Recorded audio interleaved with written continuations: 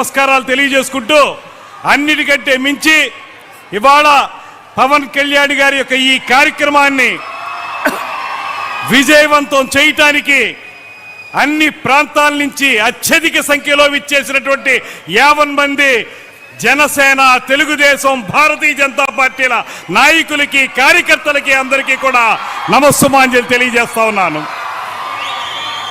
ఇది రెండు విషయాల్లో మనం ప్రత్యేకంగా మన నాయకులు పవన్ కళ్యాణ్ గారికి ధన్యవాదాలు తెలియజేయాలి. ఒకటి, ఎవరైతే 58 రోజుల పాటు ఆమరణ నిరాహార దీక్ష చేసి ఆంధ్రప్రదేశ్ రాష్ట్ర అవతరణకి నాంది పలికారో అటువంటి మహానుభావుడైనటువంటి అమరజీవి పొట్టి శ్రీరాములు గారి పేరు మీద ఈ జల్ జీవన్ మిషన్ కార్యక్రమానికి ఆ పేరును ఏర్పాటు చేయటం, ఇది త్యాగం నుంచి సంక్షేమానికి ప్రవహిస్తున్నటువంటి ఒక శాశ్వత ప్రవాహం అనేటువంటి మాటని ఈ సందర్భంగా తెలియజేస్తున్నాను.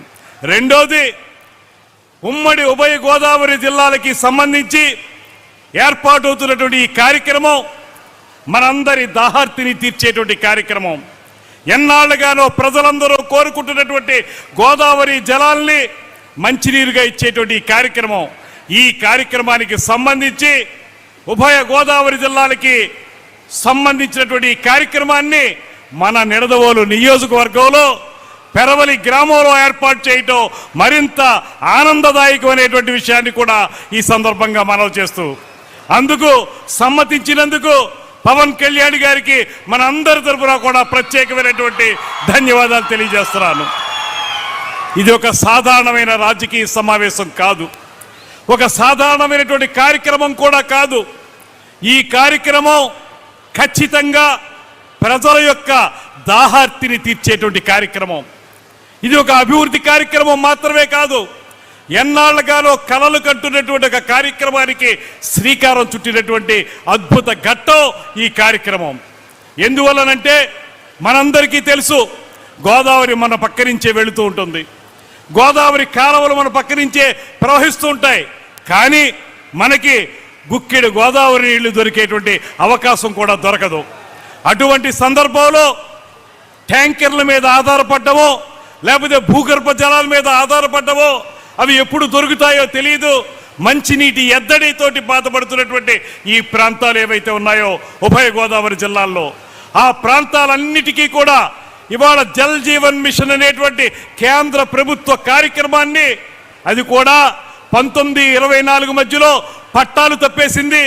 ఆ కార్యక్రమాన్ని తిరిగి పట్టాలెక్కించి కేంద్ర ప్రభుత్వంతో నిరంతరం మాట్లాడి, దీనికి సహకరిస్తున్నటువంటి ఏషియన్ బ్యాంక్ వారితో మాట్లాడి మళ్ళీ పట్టాలెక్కించి మనందరి దాహార్తి తీరుస్తున్నటువంటి నాయకుడు మన పవన్ కళ్యాణ్ గారు అనేటువంటి మాటని ఈ సందర్భంగా తెలియజేస్తున్నాను.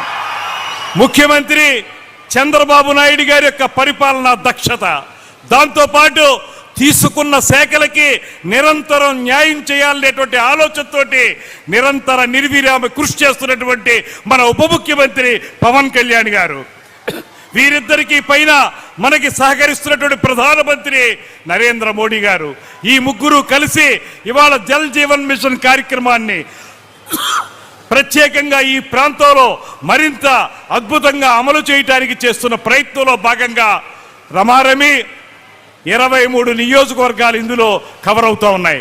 దాంతోపాటు 68 లక్షల మంది జనాభాకి దాహార్తిని తీర్చేటువంటి కార్యక్రమం ఇది.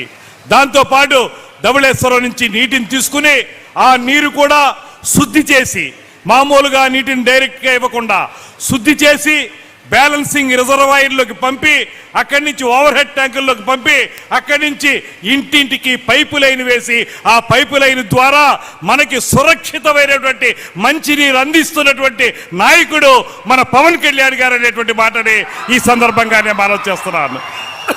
ఈ నేపథ్యంలో మీ అందరికీ ఒక్కటే మనవి చేస్తున్నాను, మనం కూడా ఏదైతే ఇక్కడ మనకి ఈ నిర్మాణం జరుగుతుందో దీనికి సంబంధించి 2 సంవత్సరాల కాల పరిమితిని పెట్టారు. ఈ 2 సంవత్సరాల కాల పరిమితిలో ఈ కార్యక్రమం పూర్తవుతుంది. ఈ కార్యక్రమం పూర్తయ్యే లోపులో నీటికి సంబంధించినటువంటి పైప్ లైన్లు పంపించే విషయంలో కానివ్వండి, ఇతరత్ర నిర్మాణాల విషయంలో కానివ్వండి, కొంత మన గ్రామాల్లో వెళ్ళేటప్పుడు ప్రజలు కూడా సహకరించాల్సినటువంటి అవసరం ఉందనేటువంటి మాటను కూడా మీ అందరికీ మనవి చేస్తున్నాను. ఒక అద్భుతమైన కార్యక్రమం.